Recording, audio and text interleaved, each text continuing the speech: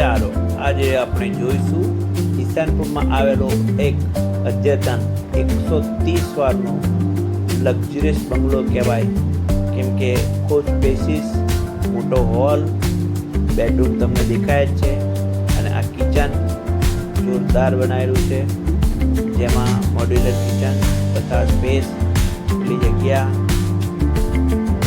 નીચે એક બેડરૂમ આપેલો જ છે. આ બેડરૂમમાં ફૂલ હવા ઉજાસ છે, તમે જોઈ શકો છો. દેવા લાયક રમણીયાર સુંદર મકાન. આ જોઈ લો તમે, અહીંયાથી વોચ એરિયા છે, ખૂબ એર વેન્ટિલેશન સાથે. આ એક બાથરૂમ બનાવેલું છે, જ્યાં તમે નાહવા માટે એક અનુકૂળતા જગ્યા રહેશે, તથા પાણીની તમામ લાઈન મૂકેલી છે. આ એક અદ્યતન સીડી બનાવેલી છે, જ્યાંથી સીધા તમે ટેરેસ પર જઈ શકો છો.